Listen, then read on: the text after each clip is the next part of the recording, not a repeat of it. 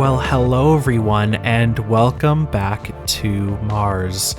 So you may have noticed that this series has gone through a little bit of a change. I changed the title to just Mars, all caps. I wanted to do something more unique, but realized that I felt like the title wasn't exactly representative of what I wanted to do. I felt like the Mars in all caps was more like sci-fi, whereas Life on the Red Planet felt more like documentary. This is obviously not a documentary. So I just wanted to, do that. You might have also noticed that I added a little image to cover the playlist. I don't actually know if you can see that or if only I can. So I guess let me know if you can see that or like it or whatever. But yeah, we're back. For this episode, I actually got the Canva Pro subscription for the first time in my life, even though I've used Canva a lot, but that's kind of how I did that logo there in the beginning with the Mars text and everything, to be able to get that transparent background and bring it in. Oh, I love it. You might notice that with this series, there's definitely a lot more production quality, which is intentional. I'm not going to change, for the most part, how I do our city series, but for this series, I wanted more, pizzazz, I guess. I wanted more show a little bit, just to, because it is a shorter series, it's going to have a definitive ending, and it's not necessarily going to be that far away. So I want to put a little bit more effort into this. And maybe, in future, when we have other series like this of short series, it'll be kind of a similar thing. You'll have to let me know how much you guys are enjoying this series so far. I say that at the beginning of this episode. This one is really good. We make a decent amount of progress. I think in terms of actual square footage, the first episode probably has a little bit more, or at least it feels like it does. But in terms of height and completedness, this episode has got it. In this episode, we will be working primarily on this structure here, which is serving as the headquarters for, the institution that's running Mars. Like I said in episode 1, it's this idea of it's kind of a stopping off point for further progress, and maybe they're manufacturing things or mining things here on Mars. But the point being that this is the main building where the administration is done basically everywhere, right? This dome would be the central dome of Mars, of everything that's happening here. And this building is the center, again, of that. So this is a lot of administration, which is why it's got that very sturdy kind of stone, base that doesn't have any windows or anything like that. Is a very strong kind of thing. And this is the main focus, but we will be working on a little market at the bottom here around what you can see there in magenta, which is going to be the train line, which I imagine would be some kind of high-speed rail that would transport people from dome to dome, or from things outside the dome, wherever that might be nearby. But yeah, so this episode, it feels very complete. I like what I did, and the first episode's format was kind of just doing a bunch of random things. And while I like it as an introduction, it's not going to be the way we go forward. This episode is going to be the way most episodes are going to done. I'm going to pick a section of the city, in a sense, like a vertical section, and then we're going to work there. I already know what we're going to do next episode, and I'm not even going to hint at it because I'm excited.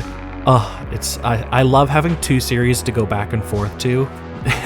I think I mentioned that when I first decided to do this series, that a part of the point of doing this Mars series is that I wanted to have different things to work on, with different series, so that I wasn't, had less of a risk of feeling like I had so much work to do, or like I didn't, in a sense, I was trying to combat being burnt out. And to be fair, it's working really well. At least I think it is. I haven't really felt burnt out all that much. At least I feel like by the time I get to the end of a project, I usually feel a little burnt out, and then I move back to the other one. Mars might not be that way right now. I'm already ready to get right back in and start working on the next episode. I am debating, because I think I mentioned when I first started this series that it wasn't necessarily going to be a strict every other week thing, and that there might be 2 weeks in a row where one series comes out. And I'm seriously debating whether or not to do episode 3 of this for Valentine's Day, because the next release will be on Valentine's Day, or the city. I'm not going to make any promises. We'll see how it goes. But as of right now, I don't know.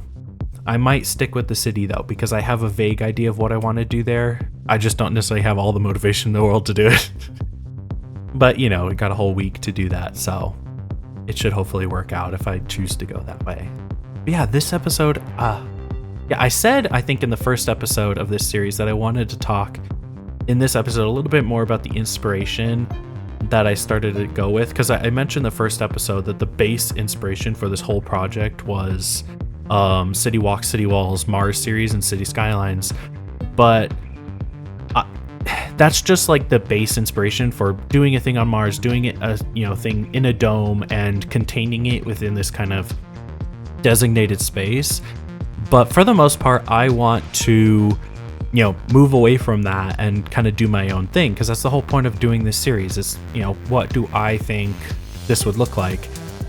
And in between episodes, the inspiration that kind of inspired the base of this tower and the tower that's still colorful wool in the distance was an artist named Nate Rudichuk, who I've never heard of before, but when I was just looking up sci-fi art, I found some of his stuff and I really liked it, and very quickly realized that it's exactly what I was looking for with this city. You also notice in this episode that I've kind of moved, like especially with this build right here, that I'm kind of taking inspiration also from like Soviet architecture, especially like atomic era, like 50s, 60s, and maybe even into like the 70s and 80s kind of Soviet architecture. This is obviously representative of like panel housing. Obviously, I'm going to build this as one build right now, and then even by the end of this episode, you'll see how it gets like kind of chopped up a little bit, which is, I think, how I'm going to go moving forward. In the first episode, I kind of just erected a gray pillar and started adding windows and stuff to it. And while there is going to be stuff like that, I do think it's going to be easier and also more interesting for me to build builds like this and then just take away pieces and put in new pieces and, kind of puzzle piece everything together. Because I think it's going to make it look a little bit more patchwork. Because I do want, like, some of these buildings, the idea being that they would be intentional, built by whatever company operates this dome or whatever. But then other buildings would have been built after the fact, on top of and in between and around one another in order to fill in space, because as more people came to Mars to, looking for new work opportunities and things like that, and, moving forward into the galaxy and people having kids and all that kind of stuff, families here, you would imagine that things would start to become very, very dense because, like I said, this is, a singular dome. You can't go out, so everything kind of just has to fill in more over time, and that's what I imagine it would have done.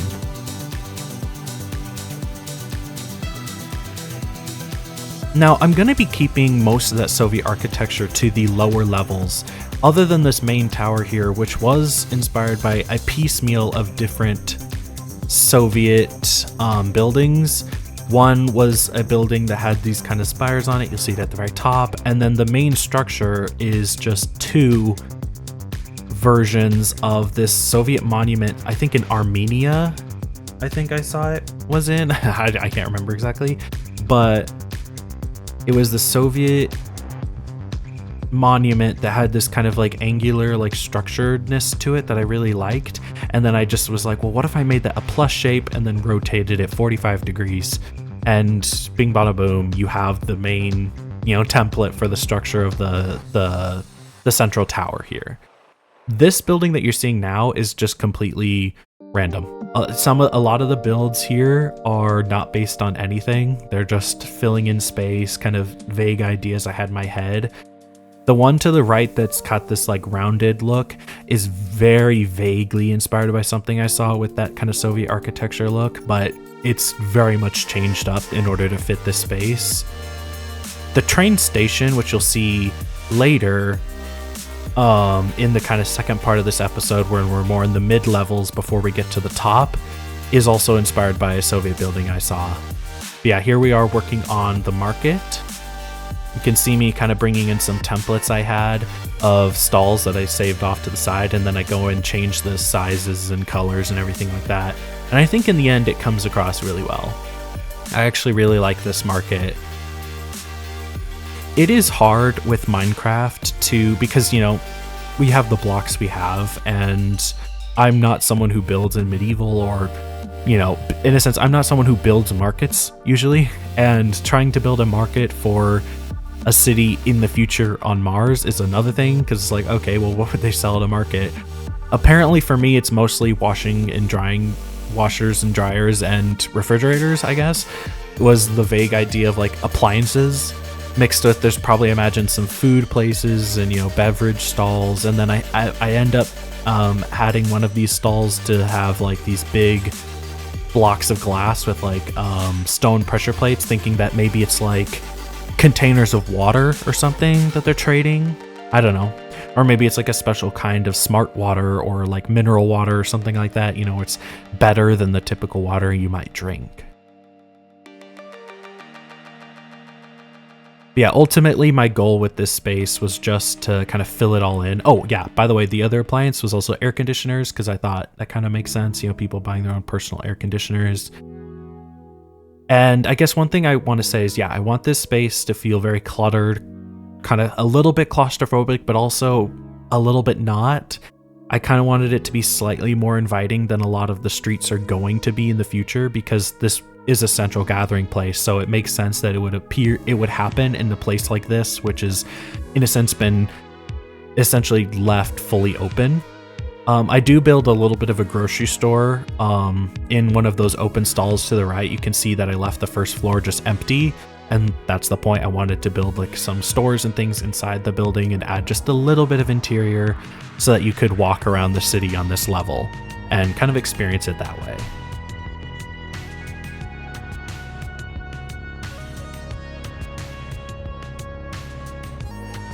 Yeah, I imagine that the other reason this has appeared here is because while we're super close to the administration building, we're also super close to that central like sorting facility that we did in episode 1, where, all of the cargo is coming in and going out.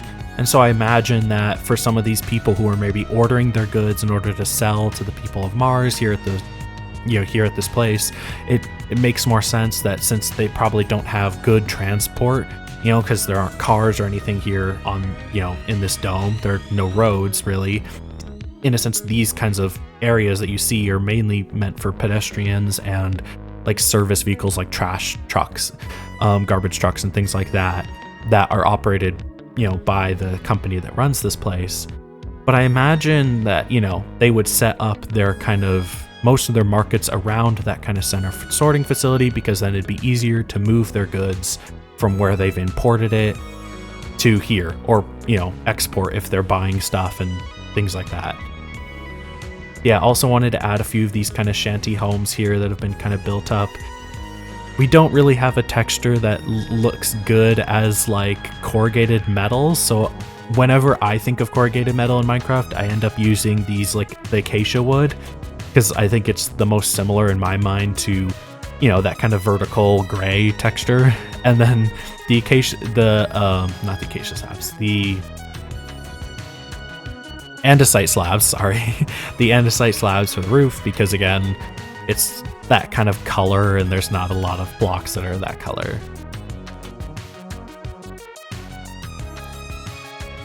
Yeah, all in all, this market actually took longer than I thought it would, because I think it's just, so much like minute detailing and actually thinking through like, okay, what does this stall sell? What does this stall sell? And I wanted it to be at least somewhat coherent, but I think in the end it was definitely worth it, because it came out really well. And this area is genuinely, as of right now, my favorite part of the city, because you can stand here at the bottom, and once this is all done, you'll see later, you are able to look all the way up and see the top of, this administration building, and see up to the top of these kinds of big fortifications, and it just gives the exact vibe that I wanted this city to have, that I talked about in episode 1, that you probably didn't necessarily, see, because in episode 1 we didn't really get to the upper levels yet. We still haven't in those kinds of areas, and this is the first time we're doing that. And so I really wanted to show that off in this episode and really kind of, in a sense, show it off better exactly what I mean when I say, the difference between these upper and lower levels. Of course, we only get into that a little bit in this episode. Later in this episode, you'll see that I set up a base for some more upper level near this area, but I don't actually finish it in this episode because it wasn't what I wanted to focus on. And as you can see by the amount of time this episode lasted, I did a decent amount of work, It's like 40 something minutes long, this episode is, which is one of my longest videos in a while. So yeah, I'm proud of this one. I did a decent amount of work, I think. Also, this is the only tree you might ever see me actually do on camera, in time-lapse or otherwise, because I hate doing custom tree. Well, I love doing custom trees because obviously vanilla trees are not great looking, but I hate doing them at the same time because I think I'm genuinely bad at it. But that one I think I like. I'm not about to say it's good because then I'm gonna have a million people say it's not, and I'm gonna have to agree because it's probably not. But I like it. Later on, you'll see some palm trees appear when we're in the upper level kind of space near the admin tower. Those I all did off camera for a reason, because again, not good at building custom trees, especially palm trees. I don't live near palm trees. As someone who lives in the Pacific Northwest, I think I've only seen a few palm trees in my entire life.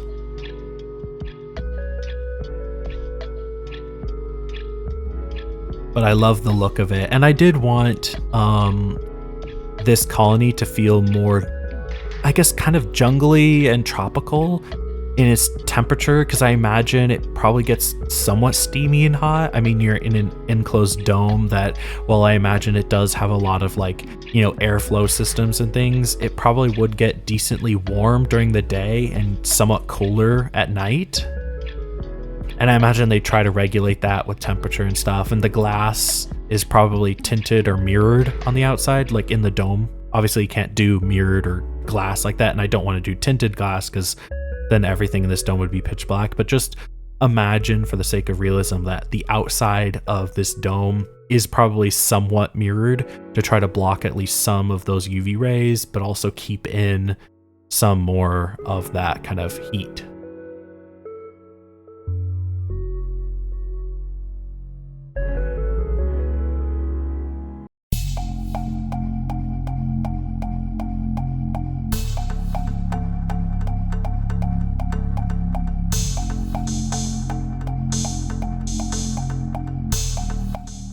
Yeah, now we're working on this train station, of course, that I mentioned. This design, you'll notice at the beginning that it looks really, really, really bad. You're gonna have to be patient and wait to the end. It gets better. I love it now. I hated it as I was building it, not gonna lie. I had to force myself to trust the process and be like, look, I know what this is going to look like, vaguely. I just have to get there.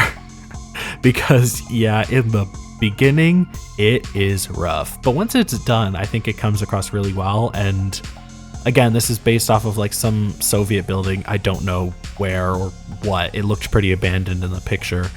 But I liked this kind of shape that it had with the roof coming out with the glass.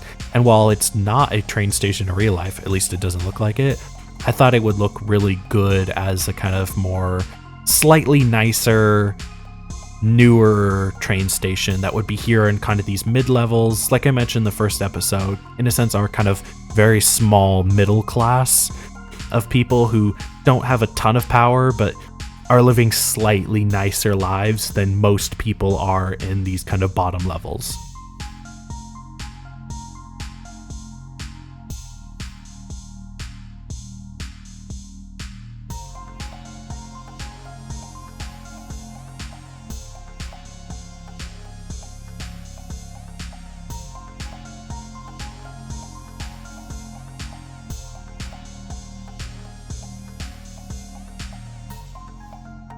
One thing I will say that while I don't want to give too much away of, for the next episode and necessarily for the future, I will say a little bit about, I do think I'm going to work more. For sure, like I said, every episode from now on, we're going to do a little bit of the bottom, a little bit of the middle, a little bit of the top kind of levels. I think for the most part, that's how it's going to go. Next episode, I'm not going to tell you where we're working, but of course we will be working a little bit on those upper levels, and I've definitely kind of scoped out the kind of architecture that I want to bring in the upper levels, and it's very much like Zaha Hadid architects, but also specifically like East Asian kind of architecture, like very modern futurism architecture. Like think a lot of the newer buildings in China or Hong Kong or Singapore.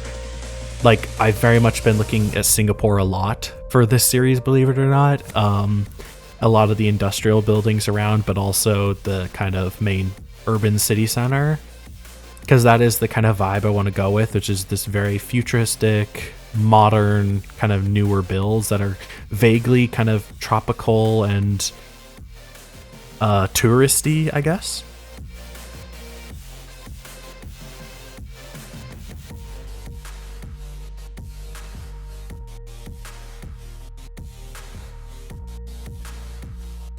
Yeah, you can see how this train station is completely causing the whole area below to be put into complete and utter darkness, even with, well, especially with shaders, but even without shaders, because I was building this without shaders, it is pitch black under there. You'll see in between time lapses, you'll probably see later in the flyover that I add a bunch of frog lights to some of those windows, because I filled it up with black concrete so that I don't have to do interiors, but some of them I change out for frog lights to kind of look like the lights are on. Don't know how much of a fan I am of it necessarily, because it does kind of look like frog lights behind the glass, if you know what I mean. But I think it gets the point across well enough that I'm gonna keep it. Plus it helps the area not be completely pitch black. I also add a bunch more lanterns in the market kind of below in order to keep the space a little bit lighter, like I imagine it would be. I don't want it to be pitch black all the time. I imagine there would be a lot of lights, lighting a lot of these places up. Yeah, hopefully you can see already kind of what I meant with this train station, of how as it kind of goes along and gets built up, it goes from I don't know to, oh, I can see where this is going, Like I think it was about this point that I was building it that I was like, okay, I can see what I'm trying here, at the very least. I don't think I recorded it, but I did end up raising the roof section. You can kind of see where the glass meets the train station there, where we go into the interior of the train station away from the platform. Everything above that, I ended up raising up one block, and I think that also really helped to cement the look that I wanted.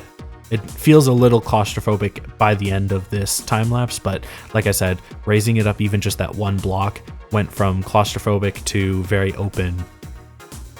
Oh yeah, these lights. I used copper rods to hold sea lanterns, and then using the Axiom mod with the Tinker ability, you can right click them and then give them the texture that they have when they're being struck by lightning, which basically just makes them pure white. Found that out recently. And there's probably plenty of people who know that, but I didn't, and it's amazing. I love it, and now I'm trying to use that everywhere because it's a new texture for that shape. Yeah, you can see we're starting to get to the top of these kinds of mid-levels before we get to the upper layer here, getting pretty close to that exciting finale.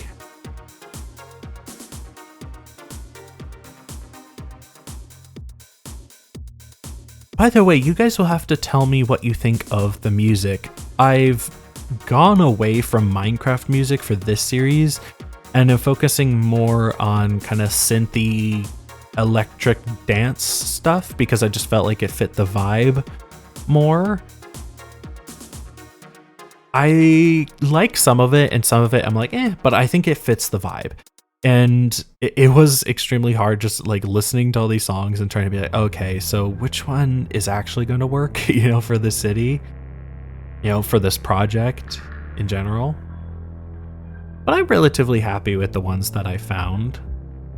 I especially like it. I hope you guys really love the intros to this series and like the kind of flyover bits with the music, because I am trying to curate that more. Again, adding to a little bit of production value, spending a little bit more time just adding to it. I was really happy with the whole loading sequence in the very first episode. Oh, loved it so much. Hopefully you guys like this episode. It's a little bit more subdued because I didn't want to go do the same thing and I couldn't think of anything substantial to do, so I ended up just doing that kind of more simple, I don't know how to call it, but like just, the simple logo over the moving screen rather than the whole loading and kind of boot up thing, because I feel like that made more sense in episode 1 rather than every episode. This build I actually really like a lot. You'll see here the reason why I like it. I do these kinds of jut outs, and if you think it looks ugly now, it does. I do go back and change it and change it and change it until it gets small enough that I think it comes across really well. And I end up actually really liking this building a lot because of that. Like because you can see here I'm making those cutouts to add all of these bits that kind of jut out, because I had this idea of making it kind of capsule-y of like all these little bits coming out of the building. Yeah, you can see here me realize that they're way too big, so I had to slim it down and make it smaller, and I think it really helped. Yeah, you can see already, like, oh, I love that look where it comes out like that. Adds a lot of visual interest, I think.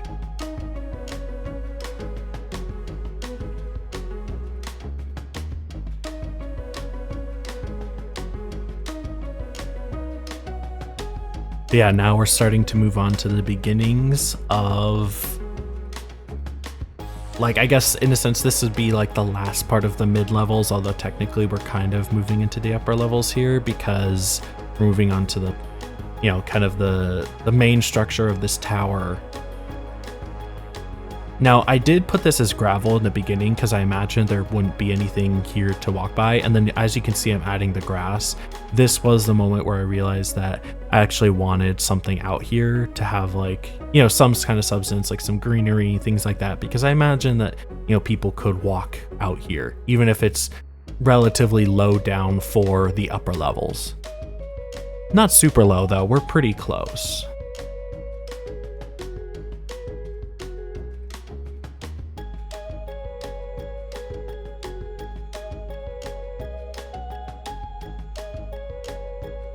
Also, don't mind this really bad planting.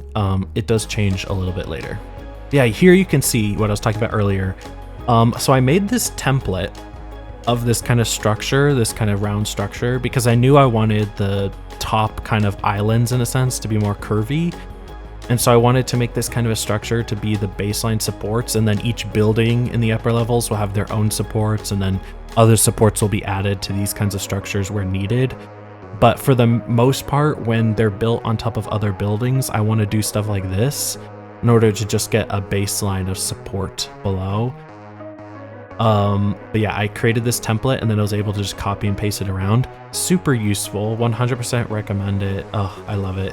Axiom is so useful, and honestly, just the other day I realized that you can save blueprints. Believe it or not, I've been using Axiom for over a year now. I did not know that you could save blueprints.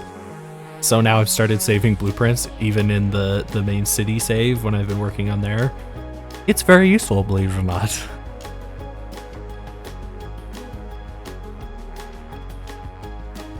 But yeah, like I said earlier, we're not going to be working too much on that platform specifically.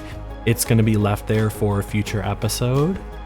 But yeah, I'm excited for that area because, as you can see, there's those tunnels coming outside the dome on that side, because I imagine that that direction is going to be, in a sense, the main entrance into this dome, other than the train station.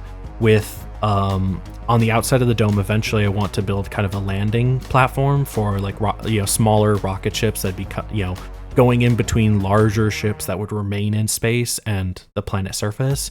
I imagine you'd have smaller ships kind of going in between the two.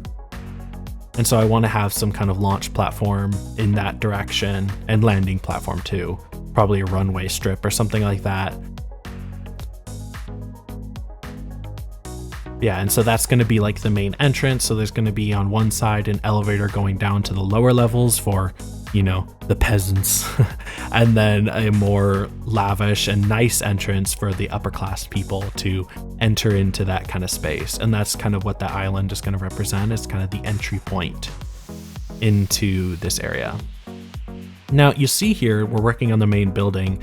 I wanted the section to kind of be all stone, again, to kind of bring up that fortification. I ended up working on this big banner, which was always in the idea. The color for what the banner was going to be wasn't entirely sure. I went with red because of the channel colors, believe it or not. I love the color red. It's not my favorite color, but I do love it. After multiplying it around on all sides, you'll probably notice here, it feels a little bit more dictatorial than I wanted. It's not giving, it's kind of giving dictator and they rule over you with fear vibes, like imperial kind of, vibes, which was not exactly what I was going for. You'll see later that I do end up changing it, which is, good. I like that I changed it because red was not the choice. Even as I was doing it, I was like, I don't know if I like this. A part of me did feel like maybe I do like it a little bit because it kind of feeds into that idea of like the higher ups versus the low downs. But like, I don't know. I just imagined people entering into that entry platform and they're just being greeted with these massive, very dictatorial red banners. And I can't help but feel like most people will be like, yeah, no, I'm going to turn around and go. Like, I'm not staying here. Yeah, I don't know if I think I do change them in the next time lapse, but I guess I can say that I end up changing them to yellow, but I paused the time lapse for a moment because I wanted to test out different colors. The first one I went to was cyan because it's one of my favorite colors in real life, but also in Minecraft, because I really love like teal and kind of greeny blue colors. And it just felt a little too like UN to me, like very United Nations-y. And then I tried light blue and it felt too like science, and also, very like democracy based, which was not the intention because this isn't a democratic, building. This isn't like, a civil building. This is a private entity that's running this planet. It is an administration building. So I ended up going for yellow because while it does feel like to me, yellow feels inviting, but also still somewhat corporate. Like it gives off money, it's gold, that kind of a vibe. And so that's why I went with it, because I felt like that was giving the right tone that I wanted it to give.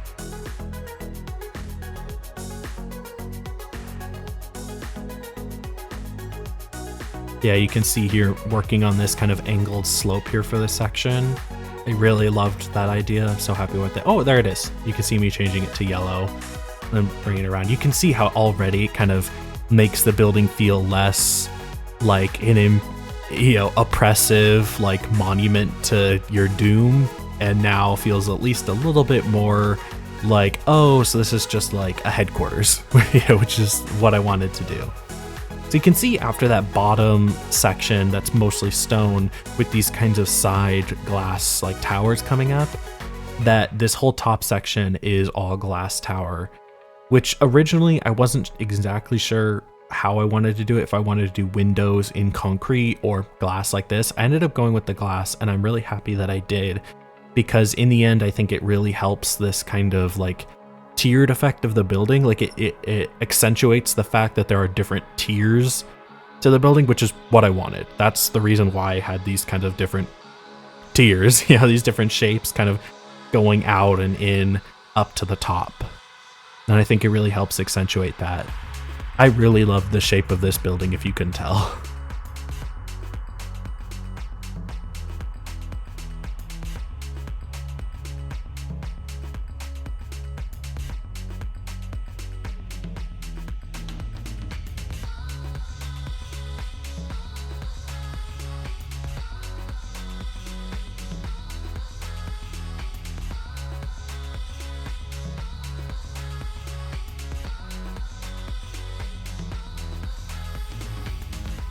Yeah, we're definitely getting kind of close to the end here. Now we're working on, like I said, bringing in some of these palm trees. Don't fully judge them. I know they're not the best palm trees. I tried my best. I did show this bush. I was going to cut out me trying to build this bush. You can see how bad I am at building shrubbery. And I had an image pulled up of vaguely what I wanted, and then I realized I couldn't do it, so I delete that one and try a different thing, and then I try something else, and I was like, okay, let's ignore real life and let's just do something in Minecraft. And then I kept doing that, taking it down, kept doing something, taking it down. You could see me trying again and again and again, realizing, oh no, that's ugly. And I ended up with this little simple like plus shape. Because while from the air it doesn't necessarily look like amazing, I think it vaguely comes across as to what I want, and from the ground, when you're actually walking up next to it, I think all of the shrubbery around it, this kind of very colorful, probably too colorful foliage around it, I think helps blend it in a little better. Yeah, I think the foliage might be a little too colorful. I might end up going back in and culling it later, but again, I don't live in tropical areas, and I imagine this wouldn't be necessarily something that's super manicured here. Like, it's manicured in the sense that it's kept in these kinds of spaces, but I imagine they would want it to feel more natural because, this is very far away from Earth here on, on Mars. And so I imagine that they would want to try to invoke Earth a little bit by, in a sense, bringing that kind of that actual true nature back in. Yeah, you can see here we're replacing that gravel with brick. I think helps liven up the space, makes it feel a little bit more inviting. Yeah, and then it's just a matter of filling in all of these little grassy spaces with tons and tons of foliage and ferns and everything. It wasn't until after I completely recorded everything in this episode that I remembered that drip leaf exists. I might go back and add some of that just because I think the small and particularly big drip leaf would actually feel vaguely jungly and help, get more of that jungle vibe across rather than just nature vomit in a sense.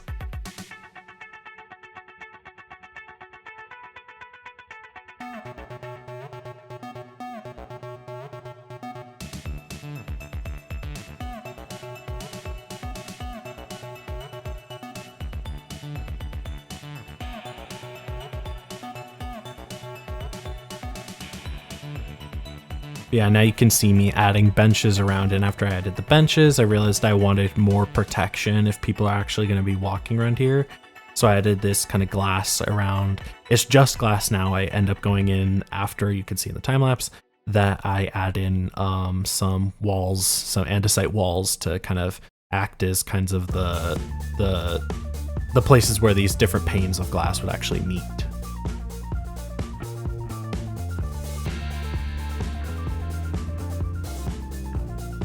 I'm still not entirely sure if I like the glass. I like it from where you're at here at the upper level. Like if you're actually walking on that brick, I like having the glass there. But from below, you can vaguely see it, and I think it does detract a little bit from the, in a sense, imposingness of the fortressy like base of this tower, and starts to make it feel a little, I feel it feels a little bit more like dainty, I guess, which is not the intention, but I think I like it too much from above and from where it's at to get rid of it. And I don't think it necessarily detracts from it too much. But yeah, you can see here the last time lapse before the end. At least I think it's the last one. I feel like I remember this being the last one. Working on this kind of last like observation kind of area before the main antenna of this building.